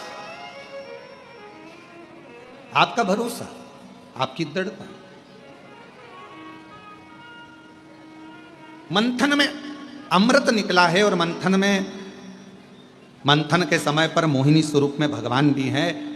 असुर का ध्यान सुंदरता पर चले गया, स्त्री पर चले गया, सुंदरता में उनकी दृष्टि चली गई, पर भगवान के ये नहीं जाने हैं कि भगवान है, उनकी सुंदरता पे दृष्टि चली गई और अमृत छूट गया, अमृत छूट गया। ऐसे कई लोग हैं संसार में जिनसे शिव महापुराण रूपी अमृत छूट रहा। हमारा निवेदन है, जिंदगी में अगर भगवान आपको इस लायक बनाया है, आपके अड़ोस में, पड़ोस में, धड़ोस में कहीं पर भी किसी को भी तकलीफ होती है, आप उसको एक प्रेरणा दिया करो कि शिव महापुराण की कथा सुनो और शिव जी के मंदिर में जाकर एक लोटा जल चढ़ाना प्रारंभ करो, दुख कटना प्रारंभ करो। कुबेरेश्वर धाम तो बाद में आना, बाद में। जब मेरा बाबा तुम्हारा हाथ पकड़ ले, जब मेरा बाबा तुमको अच्छा कर दे, जब मेरा बाबा तुमको स्वस्थ कर दे, जब मेरा बाबा आपको अच्छा आनंद सुख प्रदान कर दे, तब कुबेरेश्वर धाम आओ। बाद में पहले तो बाबा के जहां हो अपने घर में रहकर, दुकान पर रहकर, ऑफिस में रहकर कथा को सुनना प्रारंभ सुनो और अपने चेहरे पर अपने साथ प्रसन्नता रखो। देने वाला हो, खुश रहो। रोकर जिंदगी नहीं, प्रसन्नता में जिंदगी को निकालने का प्रयास करो। दुख किसकी जिंदगी में नहीं आता, तकलीफ किसकी जिंदगी में नहीं आती। भगवान राम के जीवन में भी दुख आया, भगवान कृष्ण के जीवन में भी दुख आया, तकलीफ किसको नहीं आती, सबको। इसलिए किसी के दुख को देखकर कभी खुश मत हो, कभी नहीं। जरा सा किसी के ऊपर तकलीफ आई और सब लोग मिलकर चर्चा करने लगे, अच्छा हुआ, अच्छा हुआ, बहुत बढ़िया हुआ, ऐसा तो होना ही था, इसने तो ऐसा करा, अच्छा हुआ। ना ना, किसी को बीमारी आई कभी मत कहो कि दूसरे को बीमारी आती है ना तो दुनिया के लोग सोचते हैं कर्म का दंड भोग रहा है, और खुद को बीमारी आई फिर, खुद को तकलीफ आई फिर, खुद को कष्ट आया फिर। इसलिए कभी किसी की जिंदगी में अगर तकलीफ है तो भगवान से प्रार्थना करना, बाबा इसके जीवन में दुख आया है, भले मेरा बेरी है, कष्ट है, मेरे से लड़ता है, पर बाबा दुख समाप्त करना। जब हम सर्वे भवन्तु सुखिनः की कामना करेंगे ना तो सबसे पहले भगवान सुख हमको देगा, सबसे पहले सुख हमें मिलेगा। इत्र की शीशी खोलिए, दूसरे पर इत्र लगाइए, सबसे पहले इत्र की खुशबू किसको आएगी? जम के बोलो, अपने। हमारा हाथ सुगंधित होगा क्योंकि हमने इत्र की शीशी खोली है। पहले सुगंध हमको आएगी, सामने वाले को बाद में, क्योंकि इत्र की शीशी हमने खोली है। हम जब दूसरे के लिए अच्छा बोलना प्रारंभ करेंगे तो सबसे पहले परमात्मा हमारा अच्छा करना प्रारंभ कर देगा। अच्छा क्यों दुख? असुरों ने, राक्षसों ने सबसे पहले दृष्टि मोहिनी स्वरूप पर, भगवान के सुंदर स्वरूप पर, एक स्त्री पर, स्वरूप पर, एक स्त्री की सुंदरता पर, एक स्त्री की सुंदरता पर उनकी दृष्टि चली, स्त्री की सुंदरता। और अमृत पर उनकी दृष्टि नहीं थी, अमृत पर नहीं। मेहनत किसके लिए करी थी? स्त्री के लिए कि अमृत के लिए? असुर और देवताओं ने मंथन किसके लिए करा था? अमृत के लिए। पर दुनिया की चमक के आगे स्त्री की सुंदरता के, ये चल नहीं रहे हैं क्या? स्त्री की सुंदरता के आगे, चमक के आगे, वो सुंदरता के आगे, चमक के आगे वो अमृत छूट गया, वो अमृत छूट गया। फिर वो अमृत अमृत नहीं। महाराज आप और हम भी बस ऐसे ही हैं। थोड़ी सी चमक देखते हैं, उधर आकर्षित हो जाते हैं, भगवान का नाम छूट जाता है, भगवान का भजन छूट जाता है, भगवान का मंत्र जाप छूट जाता है, भगवान का नाम जाप छूट जाता है। थोड़ी सी चमक देखी और हमारा ध्यान उधर चले गया, ध्यान गया।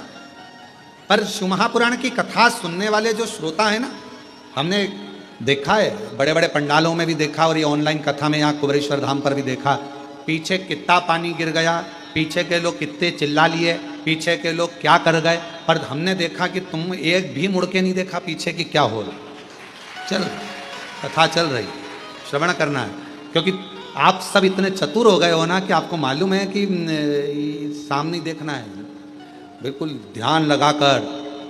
तब तो वो पार्वती जी ने एक बार शिव जी से कहा था, एक बेचारा बहुत दुखी था, तो पार्वती जी बोली इस पे करुणा कर दो ना प्रभु। शिव जी बोले करुणा तो कर दूंगा पर ध्यान तो केंद्रित रखे। पार्वती जी बोली तुम सोने की पोटली बांध कर दे दो इसको, सोने की पोटली में थोड़ा बहुत धन होगा, सोने की पोटली में थोड़ा धन भरा रहेगा तो ये उठा लेगा। शंकर जी ने कहा ठीक है, एक काम करता हूँ, ये सोने की पोटली में रास्ते में पटक देता हूँ। जहाँ से वो निकल रहा था वहीं पर सोने की पोटली को शिव जी ने पटक दिया। अब वो इतना चतुर था, वो जाने वाला सोच रहा था कि चलते चलते, उसने थोड़ी दूर पे चलते सोचा रोज तो आंख खोल के चलता था, आज आंख बंद करके चल के देखता। उसने आंख बंद कर ली और पोटली पार कर कर निकल गए। पोटली पार कर कर गई। शंकर भगवान ने पार्वती जी से कहा देख तू देख ले, मैं तो तैयारी में बैठा था, बस 2 क्षण में देने वाला हूं और उतनी देर में तो ये भटक गई, उतनी देर में तो मैं तो देने वाला। इसलिए भोले तेरा साथ न छूटे रे, शंभू तेरा साथ न छूटे रे, छूट जाए संसार ओ भोले तेरा साथ न छूटे, ओ भोले तेरा साथ न छूटे, ओ शंभू तेरा साथ न छूटे रे, छूट जाए संसार ओ भोले तेरा साथ न छूटे। बाबा तेरा साथ नहीं छूटना चाहिए, तेरी कृपा दृष्टि मुझ पर बनी रहे, तेरी करुणा तेरी दया मुझ पर बनी रहे, इससे ज्यादा कुछ नहीं चाहिए। साथ ना छूटे, तेरा साथ, तेरी करुणा। शिव असुरों का ध्यान सुंदरता पर चले गया, अमृत छूट गया। आज दुनिया की सुंदरता में लोग फंसे हैं, शिव नाम छूट रहा है। किसी ने कहा वहां चल चलो हम तुम्हारा काम करवा देंगे, वहां से तुम्हें फायदा हो जाएगा। कहीं जाने से फायदा नहीं होगा, फायदा एक ही जगह से होगा, आपकी मेहनत से, आपके परिश्रम से, आपकी लगन से, और आपके घर के पास में जो शिव मंदिर है उस पर एक लोटा जल चढ़ाकर तुम्हें फायदा होगा। अपनी मेहनत करो। नौकरी पर नहीं जाओगे तो कोई तनख्वाह देगा क्या? अरे जम के तो बोलो, तनख्वाह काट लेगा, तनख्वाह नहीं देगा। दुकान पर नहीं जाओगे तो कमाई होगी क्या? नहीं होगी। घर में सोते रहे, दुकान बंद, नौकर उस दुकान को जीन कर चले गए।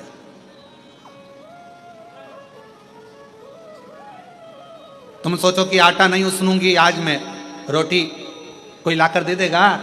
अरे जम के तो बोलो नहीं। गाड़ी वाला गाड़ी से वहां छोड़ देगा, पर अंदर आने के लिए तो अपने पांव पे ही चलना पड़ेगा।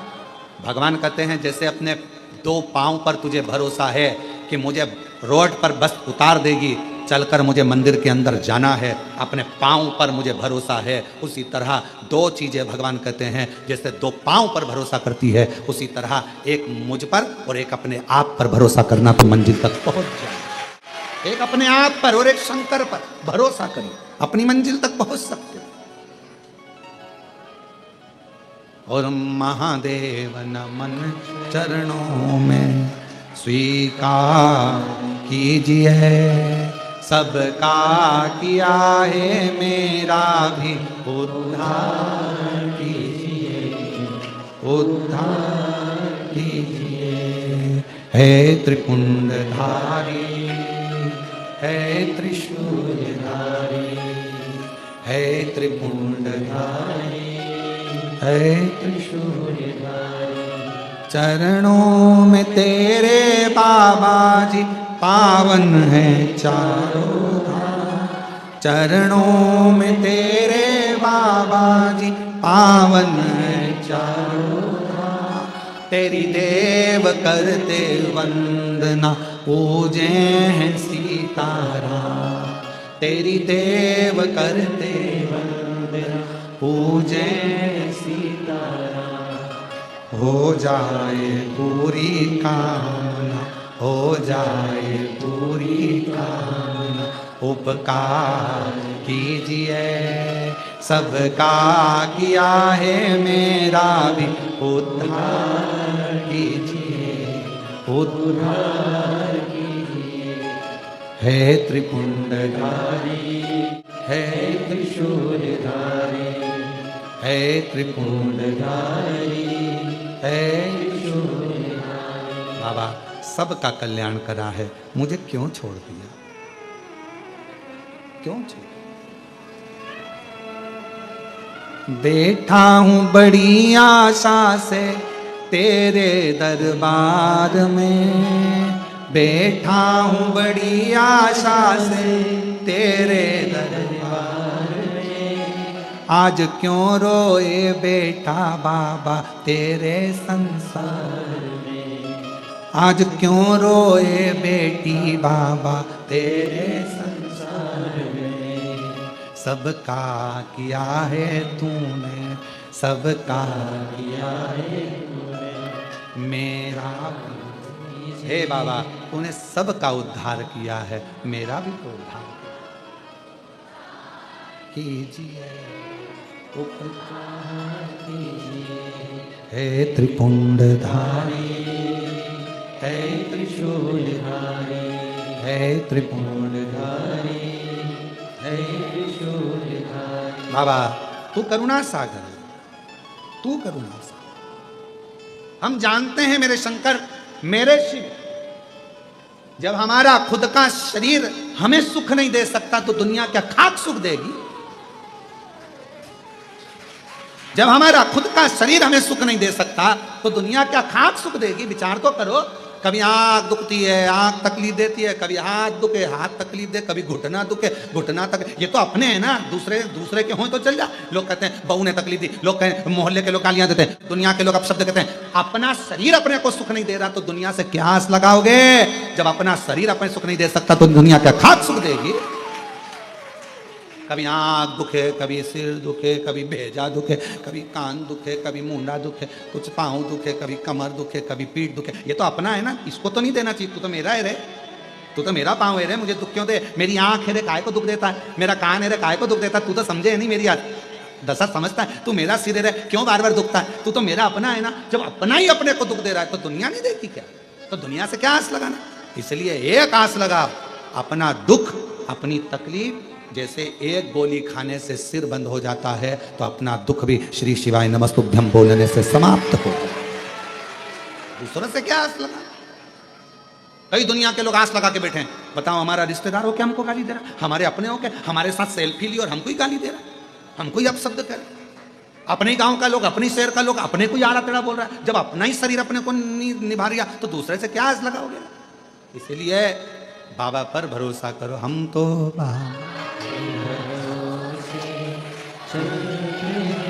हम तो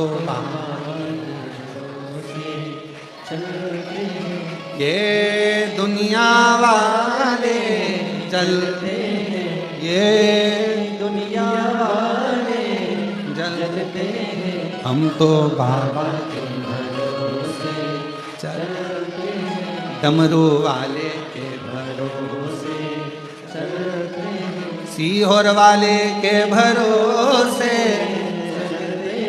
काशी वाले के भरोसे, उज्जैन वाले के भरोसे चलते, डमरू वाले के भरोसे चलते। अपन बाबा से आस लगा कर बैठो।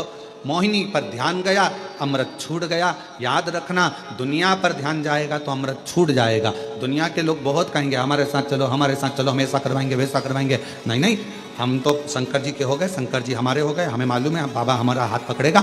थोड़ा समय लग रहा है, दुख कटने में देरी हो सकती है, पर पक्का कहती हूँ एक दिन तो मेरा दुख मेरा शंकर काटेगा। ये मेरा भरोसा है, ये मेरा विश्वास।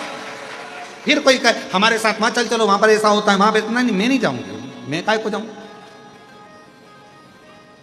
मैं काय को जाऊं? क्यों जाऊं? असुरों का ध्यान अमृत पे से हट गया और अमृत छूट गया। शिव नाम ना छूटे, जीवन में बड़ा मुश्किल से मिलता है मानव का देह, उसमें भगवान का भजन। बाबा के 12 ज्योतिर्लिंग का स्मरण तुमरुका जी ने कराया। सोमनाथ जी का चंद्र की काया के रोग से मुक्त कराया। कार्तिकेय जी को मनाए तो मल्लिकार्जुन के रूप में विराजमान हुए। दूषण नाम के राक्षस का संहार कर कर महाकाल बन गए। विंध्य पर्वत को दर्शन देकर ओमकारेश्वर बन गए। नर नारायण के लिए स्वयं केदारेश्वर बन गए। देखो, शिव नाम मिले, ये कथा तो आज पूरी हो जाएगी। फिर 1 तारीख से 7 तारीख तक सीहोर में अग्रवाल धर्मशाला में बड़ा बाजार में कथा होगी, पर वहाँ जगह नहीं है, इसलिए अपने अपने घरों में रहना। वो कथा टीवी पर भी नहीं आती है क्योंकि गादी की कथा है, वो वहीं से होती है। फिर 7 तारीख को वो कथा विराम हो जाएगी। 9 तारीख से 15 तारीख तक, 9 सितंबर से 15 सितंबर तक दोपहर में 2 बजे से 5 बजे तक मेडिसिटी ग्राउंड, अम्बेश हॉस्पिटल के पास, आजाद नगर, भीलवाड़ा, राजस्थान में शिव महापुराण की कथा होगी, जो दोपहर 2 बजे से 5 बजे तक आस्था चैनल पर आए। 9 तारीख से 15 तारीख तक चलेगी। 17 तारीख से 21 तारीख तक ऑनलाइन शिव महापुराण की कथा होगी, स्थान का आपको बाद में वर्णन किया जाएगा, भीलवाड़ा से ही। और 1 सितंबर से ही 7 सितंबर तक हमारे भतीजे श्री पंडित शिवम जी मिश्रा जी की कथा जोबट, अलीराजपुर के पास झाबुआ चिरा में जो जोबट है, उस जोबट में कथा रहेगी, जो 1 बजे से 4 बजे तक पंडित शिवम जी मिश्रा भतीजे की कथा वहाँ श्रीमद् भागवत की चलेगी। जो जोबट के पास प्रेम से वहाँ अगाल धर्मशाला में कथा का लाभ लें और अपने जीवन को धन्य बनाएं। नर नारायण को दर्शन देकर भगवान श्री केदारेश्वर बन गए। कुंभकर्ण के बेटे भीम का संहार कर कर भीमा शंकर बन गए। मनु शत्रुपा के लिए काशी विश्वनाथ, गौतम बाबा के लिए त्र्यंबकनाथ बन गए। रावण को हाथ से शिवलिंग भूमि पर रखने के लिए वैद्यनाथ बन गए। दारुक नाम के राक्षस के संहार के लिए नागेश्वर बन गए। और राम जी के लिए स्वयं रामेश्वर बन गए। सुधर्म नाम के ब्राह्मण की पत्नी घुष्मा के बेटे को जीवित कर कर मेरे बाबा कृष्णेश्वर बन गए। शिव जो भजता है, जैसे भजता है मेरा शंकर भगवान, उसका होते चले जाते उसके। चंचुला देवी का पति बिंदु प्रेत योनि से मुक्त होता है। चंचुला अखंड सौभाग्य धारण करती है और मां पार्वती और शिव जी की आराधना कर कर पति लोक को जाती है। भगवान तुमरुका जी ने कहा, बाबा जो इस पवित्र शिव महापुराण की कथा को इस कलिकाल में जहां पर भी बैठकर श्रवण करे, आप उस पर करुणा करें। शिव जी ने कहा, जब कलिकाल चारों तरफ से घिरा होगा, उस समय पर जब शिव महापुराण की कथा जिस स्थान पर होगी, शिव जी कहते हैं उस स्थान पर मैं बैठकर स्वयं जीव का कल्याण करूंगा और उसके आनंद से प्रदान करूंगा। जो जिस कामना को लेकर शिव महापुराण कथा के पंडाल में पहुंचेगा, सुनेगा, बाबा कहते हैं उसके मनवांचित फल की कामना में उसके दरवाजे पर पहुंच कर देंगे। ऐसी पवित्र ऑनलाइन शिव महापुराण की कथा 5 दिवसीय बाबा के धाम से चल रही थी। इस पवित्र पीठ से, जिस व्यासपीठ से कई वर्षों से लगातार ये कथा का आनंद जीवों ने श्रवण किया। बड़ी करुणा बाबा ने करी। आप लोग कंकर शंकर बाबा का दर्शन पूजन रुद्राक्ष लेने आए थे और आप लोगों को यहाँ 5 दिवसीय शिव पुराण की कथा मिल गई। ये शिव की कृपा है। कुछ पिछले जन्म का आपका और बाबा का कोई संबंध होगा, जो बाबा ने आपको अपनी गोदी में बिठाकर कथा सुनवा दी। हम जानते हैं व्यवस्थाएं, क्योंकि ऑनलाइन है इसलिए बाहर हम लोग टेंट वगैरह नहीं लगाए हैं। थोड़े समय के बाद ऐसी बाबा की करुणा हो जाएगी कि पीछे का एक बड़ा टीन शेड, बहुत बड़ा एक पंडाल परमानेंट बन रहेगा। जो भी भक्त, कभी भी शिव भक्तों के लिए ऐसी व्यवस्था कर दी जा रही है कि जिन जिन के पास में अगर वहाँ अपने अपने नगर में कोई व्यवस्था ना हो, तो बाबा के धाम में कभी भी आकर शिव महापुराण की कथा करवा सकें और बाबा का कथा का लाभ लें। नहीं है किसी की सामर्थ्यता, नहीं है इतना धन कि बड़े बड़े पंडाल लगा सके, बड़ी बड़ी व्यवस्था कर सके, तो बाबा का भंडारा तो चलता ही रहता है, साथ में कथा भी लोगों को कि हमारे पास कुछ नहीं, कथा तो मिल जाए, कथा तो हो जाए। ऐसे भक्तों के लिए इतना बड़ा पंडाल का निर्माण हो रहा है। शायद मध्य प्रदेश का सबसे बड़ा वो पंडाल बन रहा है जो टीन शेड का लोहे का बन रहा है। बहुत दिव्य हो रहा है। ऐसी पवित्र पवित्र आनंदता, धीरे धीरे विकास इस ईश्वर धाम का हो रहा है।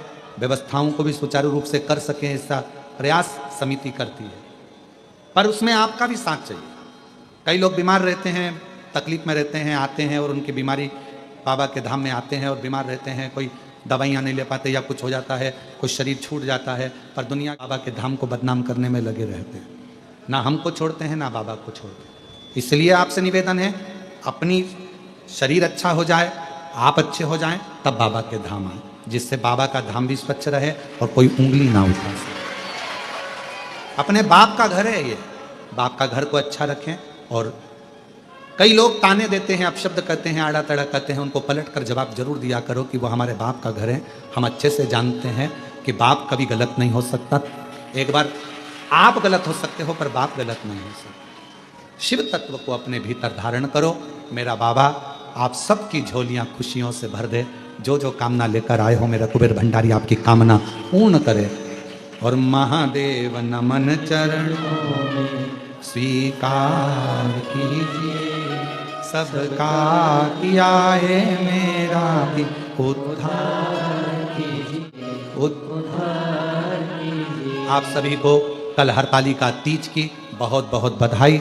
अपने नजदीक में जहां फुलेरा बंधे 5 वृक्ष की पत्ती लेकर 5 फुलेराओं का दर्शन करो, मंदिर जाओ, फुलेरे का दर्शन करो, खूब आनंद के साथ कर हरतालिका तीज मेरी बहनें करें। मेरी सारी जीजियों का खंड सौभाग्य हो, यही कामना इस व्यासपीठ से करता हूं। और गणेश चतुर्थी आ रही है, दिल से गणेश जी की आराधना करो, पूजन करो। और हमने परसों के दिन गणेश जी की आरती भी गाई थी, उसको याद कर लो। अपने अपने मंदिरों में, शिवालय में, देवालय में गणेश जी की उस आरती का भी स्मरण करो, खूब गाओ, खूब गणेश जी से लाड लड़ाओ।